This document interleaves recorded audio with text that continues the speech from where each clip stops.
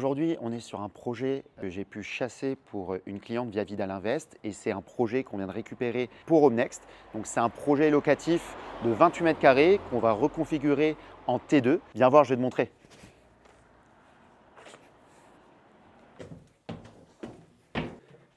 Donc tu vas voir que c'est dans son jus. Montrer l'appart, tu vas voir qu'il y a beaucoup de boulot. Avec Homenext, pour nous, c'est hyper important d'avancer avec des architectes pour vraiment tout gérer de A à Z, de la conception à la finition. Je vais te mettre les plans pour que tu puisses voir à quoi ça ressemble et je vais te présenter pièce par pièce l'appartement. Donc là, il va y avoir la cuisine, juste ici. Donc cuisine Ikea, c'est pour du projet locatif, donc on ne va pas mettre du très haut de gamme, surtout qu'on est à Champigny-sur-Marne.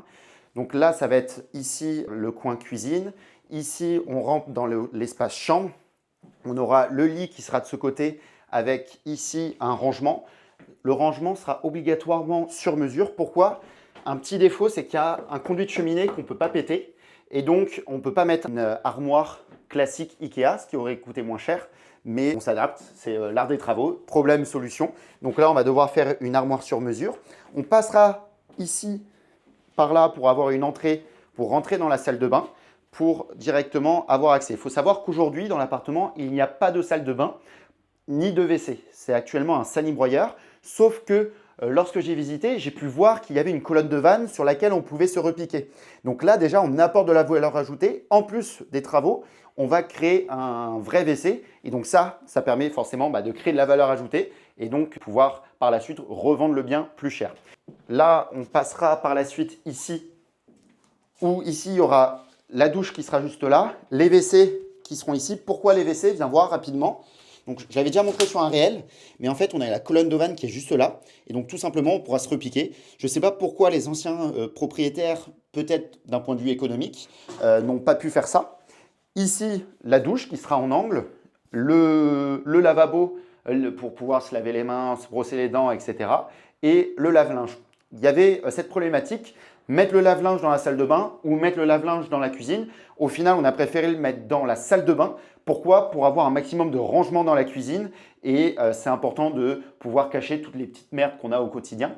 Je vais te montrer maintenant le salon qui est pour moi la pièce maîtresse de l'appartement. Donc le salon, je suis vraiment un grand fan.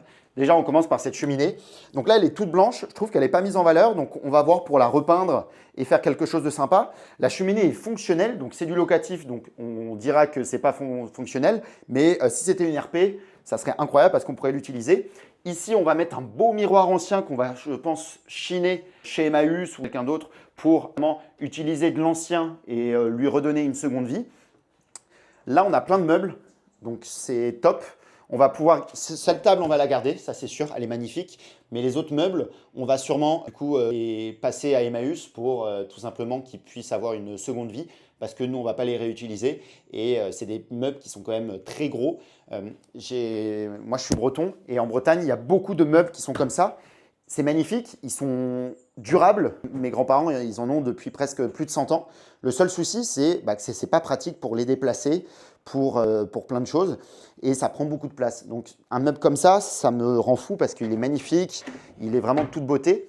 Mais on ne pourra pas le garder sur l'appartement parce que rien que là, ça prend déjà la moitié de la place et ça reste un projet locatif. Donc, pour l'optimisation et la reconfiguration de l'appartement, ici, on aura un coin bureau. Donc maintenant, pour des projets locatifs, on installe toujours des bureaux. Pourquoi? Enfin, quand on peut, bien sûr, parce que c'est de plus en plus recherché par les locataires pour avoir un espace de télétravail.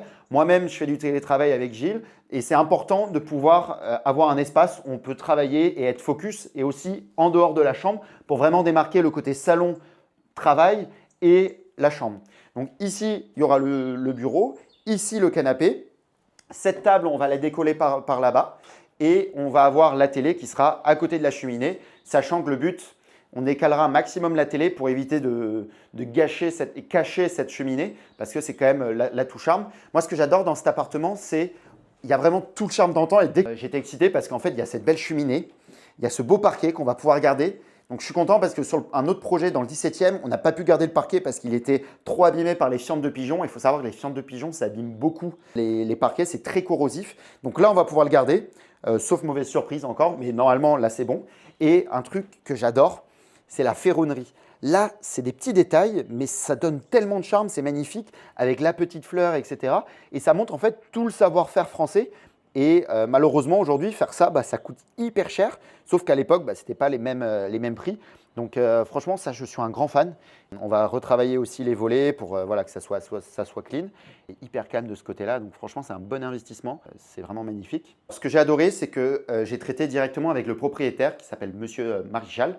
Donc c'est une longue histoire ce bien. Pour être transparent, je l'avais visité et je l'avais bloqué il y a 2 ans. Et je l'avais pris de base pour moi. Le seul souci, c'est qu'il y a eu entre-temps le propriétaire, M. Bufferne, qui est décédé et qui vivait dans un EHPAD. Le seul souci, c'est que ce monsieur était sous tutelle, ce qui a du coup décalé et créé plein de problèmes pour la succession, etc. Et donc 2 ans plus tard, malheureusement, j'ai avancé sur d'autres projets et j'étais plus finançable puisque j'ai choisi la voie de l'entrepreneuriat qui est super, mais contrairement au salariat, c'est plus compliqué de lever de la dette et de pouvoir se faire financer. Et donc c'est pour ça que je l'ai proposé à un client puisque tout était carré par la suite et tout était finalisé. Et donc je l'ai proposé au client. Quand j'ai rencontré M. Marichal, qui est le beau-frère du propriétaire, j'ai adoré déjà, humainement, il était incroyable et il m'a raconté toute l'histoire du bien. Il faut savoir que Champigny, dans les années 50, 60 après-guerre, c'était le plus gros bidonville d'Europe. Il y avait le plus gros bidonville d'Europe qui était là et c'était une ville qui était très pauvre, ouvrière. Il faut savoir que dans l'appartement que je t'ai montré, ils étaient à 4 à vivre dedans. Les parents qui étaient ici et les 2 enfants qui étaient là-bas. Donc ça permet aussi de remettre les pieds sur terre et de se rappeler qu'on a de la chance aujourd'hui de vivre dans des beaux appartements, d'avoir une douche parce qu'ils n'avaient pas de douche, d'avoir des WC. Il y a des WC qui étaient communs pour les 2 appartements qui étaient juste en bas. Donc tout ça, ça permet aussi d'être fier déjà de revitaliser un appartement qui a cette histoire-là et de rendre aussi agréable à vivre pour les prochains locataire. Donc, c'est un appartement qui est parfait pour un couple. Pourquoi? Salon, chambre, espace bureau, cuisine. C'est le genre d'appartement que je rêverais d'avoir en premier appart en couple. Pour ce qui est d'un point de vue finance, donc je vais être clair avec toi et je vais te donner tous les chiffres. Donc, le prix de vente était de 96 000 € pour ce bien. Pourquoi il était aussi peu cher? Parce que c'était un bien déjà que j'avais bloqué il y a 2 ans, donc on était sur ces prix-là. Et pour avoir attendu pendant 2 ans, j'ai renégocié auprès du propriétaire pour baisser le prix. Et sachant qu'entre-temps, il y a eu la hausse des taux, il y a eu plein d'événements qui se sont produits, la baisse des prix de l'immobilier. Donc ça m'a permis de renégocier le prix. Donc après, le but, ce n'était pas de faire une énorme négociation parce que voilà, l'appartement est quand même bien. Mais comme je m'entendais bien avec le propriétaire, on a pu négocier ça. Pour les travaux, on aura 35 500 € de travaux de rénovation avec du sur-mesure. Et pour les frais d'architecture, on est dans les 3 200 € avec Caroline. C'est Caroline, l'architecte, qui va s'occuper de ce projet, avec Christophe, qui sera l'artisan, qui va s'occuper de tout ce projet. Donc, on a signé hier.